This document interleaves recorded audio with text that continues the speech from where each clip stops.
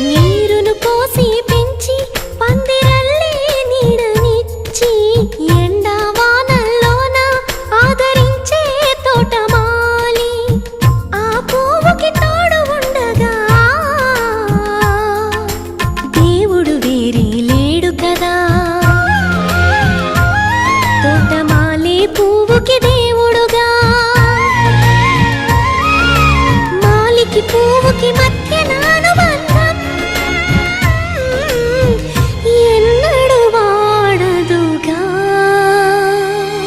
ఒక తోటలో ఒక కొమ్మలో ఒక పువ్వు పూసింది మహారాణిలా మహాలక్ష్మిలా ఆ పువ్వు నవ్వింది అలాగే నవ్వుతూ ఉండాలని నింగి నేల వాగు వంక చెట్టు చేమ గువ్వ గూడు ఆశీర్వదించాయి.